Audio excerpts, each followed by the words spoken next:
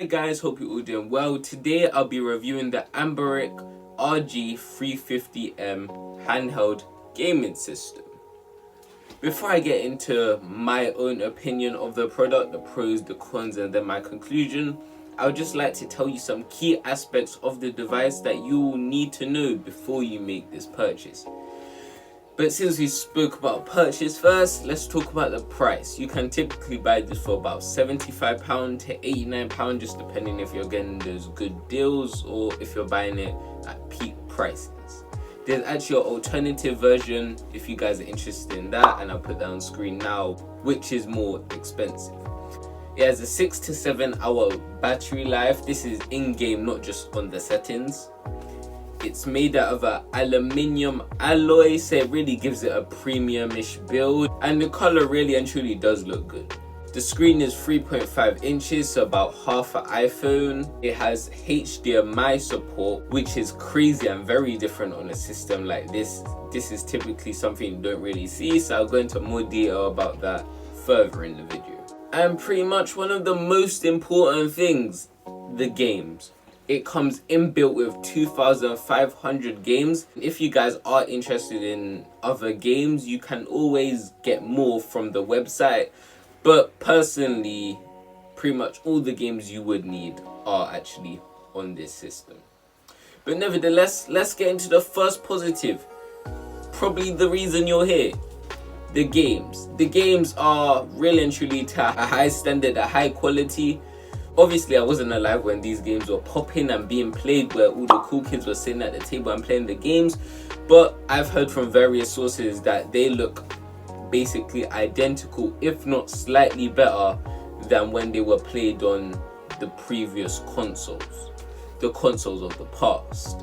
Right now, the games I'm currently playing is Pokemon Gold or something like that, I'm not too sure, and also Dragon Ball Z GT. I think I'll show some gameplay later on in the video.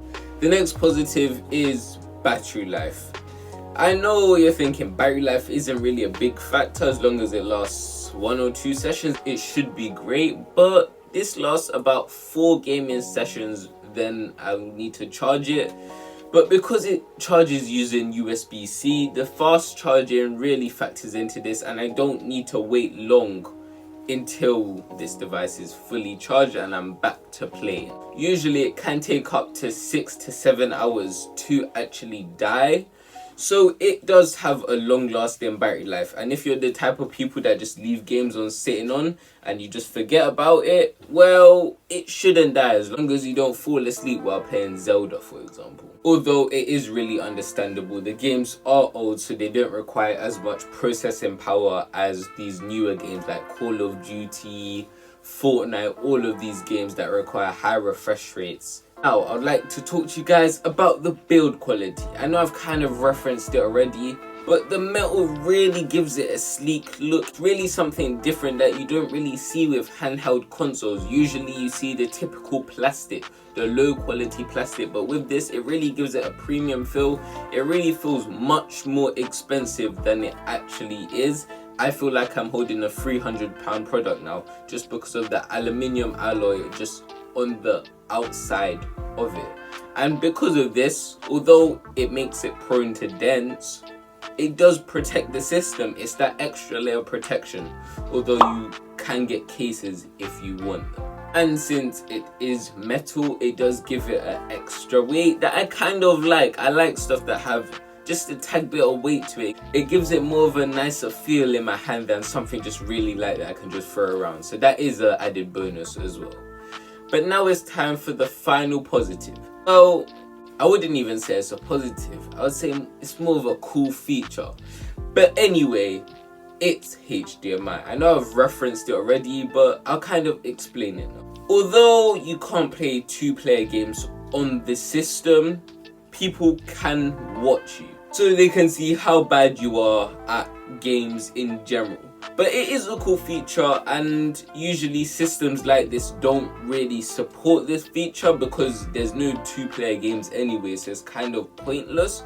But it is something cool because you can play like this and then look on the screen, Although not recommended, of course, I prefer the handheld experience. But if some people just can't handle that tiny screen, I would say maybe try putting it up on the TV.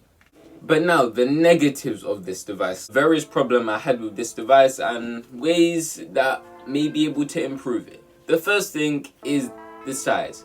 I know it's a handheld device, but they could have made it slightly more ergonomic. It's literally a box with curves. It's not forgiving for people with larger hands, especially when you're gaming for long periods of time with large hands. It does get inconvenient. I get cramps after 45-minute plus gaming sessions, which isn't that long in comparison to how long I can game on PlayStation.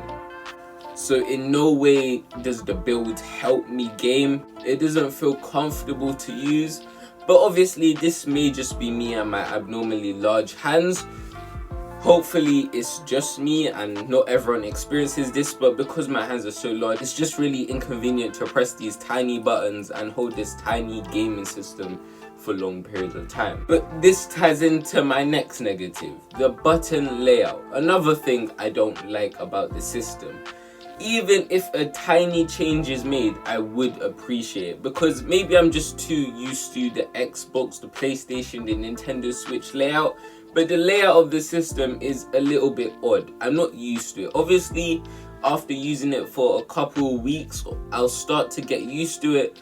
But when I first got this, it was really inconvenient and took quite a long time for me to enjoy my games thoroughly without pressing the wrong button, because the joystick is in the wrong place and I'm not used to the placement of the joystick.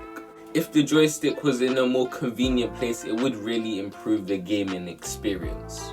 So I really hope in a newer version or a newer variation of this product that they do change the button layout just a little bit. Moving on, settings. I've never had so much trouble with pictures, boxes, I don't even know what to call it. But the first time I turned this on, the whole setting image thing was just really confusing, really overwhelming, especially when I opened up all the game folders. There's just a whole lot of games and it's really hard to get your bearings of the system. And especially because it's really unclear about what to do and how to start playing your games. It just takes a while of try and error to understand where to go and how to start enjoying those wonderful retro games. Now, it's time for the final negative of this device. The final negative is games crashing. I've experienced this, I think, about 2 to 3 times out of 2,500 games.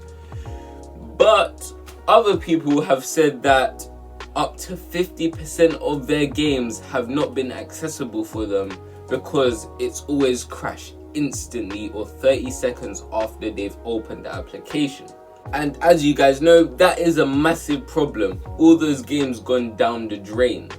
I'm not sure if the problem has or hasn't been solved, or it was just with a select minimal number of people, but I've only experienced crashing on 2 games. I think it was Sims 2 and I can't quite remember the next one.